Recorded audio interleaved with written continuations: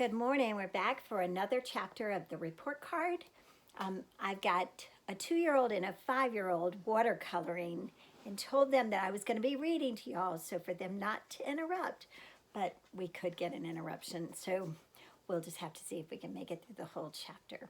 This is chapter 16. Chapter 16 is called Phase 1. I read on the internet about this famous experiment that two guys did way back in 1964. They gave a test to some kids at a place called Oak Elementary School. After the test, they said that the results showed that a portion of the kids were going to make fantastic progress during the school year. They called these special kids the bloomers. Then they gave the teachers a list of all the bloomers so that the teachers could watch those certain kids change during the year. And the kids did. The kids on the bloomer list all made amazing progress, real progress. And here's the best part. The information was fake. The names of the special kids, the bloomers, those names were picked out of a hat. The only thing that wasn't fake was the expectation of the teachers. The teachers actually expected certain kids to make progress, and that expectation was real, and the results at the end of the year were real too. The bloomers all made huge progress, all because of the expectations, because expectations can be powerful. And by Thursday morning, almost every fifth grader and all my teachers were expecting, sorry, my dog is eating something he's not supposed to.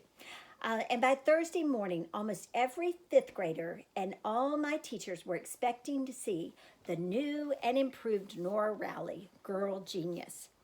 Getting the news about me to the kids had been Stephen's job. It hadn't been hard. Philbrook Elementary School had a gossip grapevine, and Jenny Ashton was the chief grape.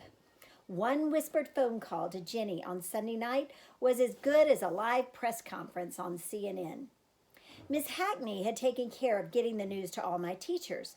I saw the principal's memo on Ms. Noy's desk during homeroom. It said, after testing and observation, Dr. Trindler has determined that Nora Rowley is a profoundly gifted child. She has apparently been keeping this to herself for quite some time. So everybody was expecting to see a genius, which was fine. Stephen and I were ready for that. On Thursday, I was going to live up to everyone's expectations and maybe create some new ones. In language arts class, we were studying reading strategies like scanning and pre-reading and predicting. Miss Noyes passed out a 3-page story and we had to leave the sheets face down on our desk. Then she said, when I tell you to begin, I want all of you to turn the sheets over and you'll have 15 seconds to scan the story. Then we'll turn the pages face down again and talk about predicting what the whole story might be about from what you've been able to scan. So, is everyone ready? Begin scanning. 15 seconds later, Miss Noyes told us to turn the sheets over and she said, all right, now, based on what you saw in your scan, who can predict what happens in this story?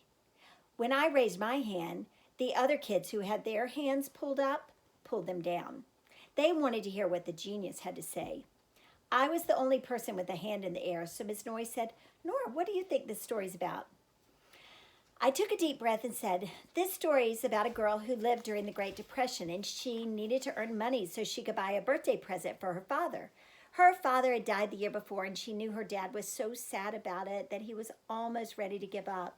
There were no real jobs, but the girl finds this shopkeeper who says he'll pay her 10 cents every afternoon to sweep the sidewalk in front of his store.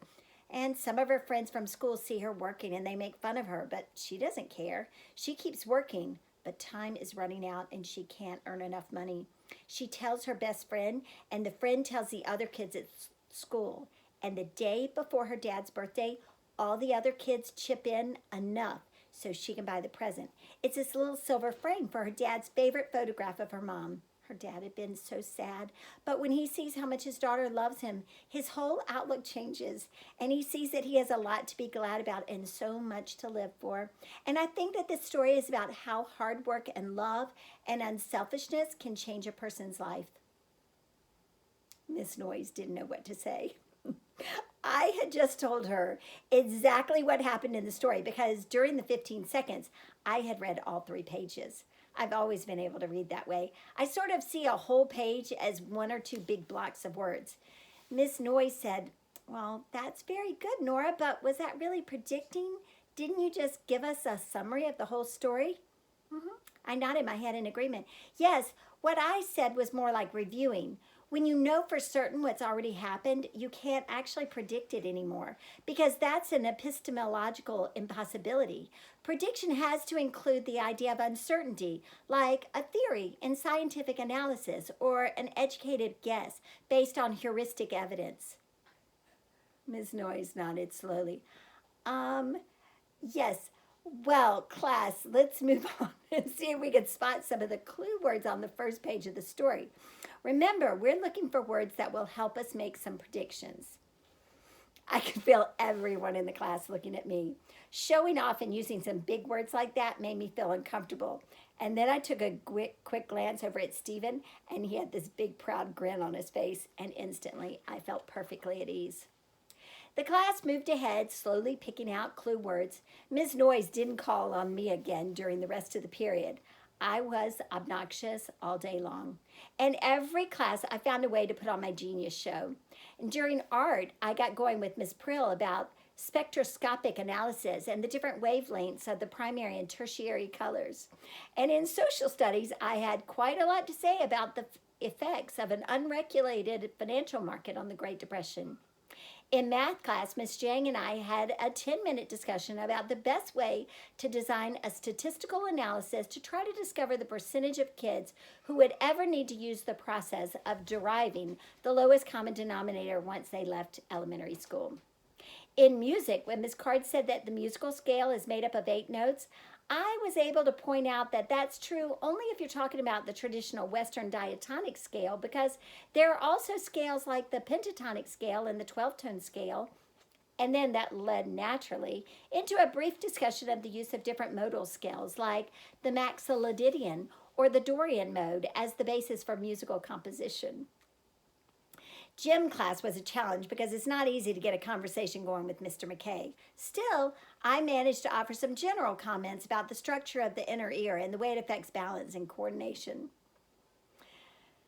Science was my best performance of the day. Miss Jang was explaining about the speed of light. She said, since the sun is 93 million miles away, and since light travels at 186,000 miles per second, if the sun went out right now, we would still have another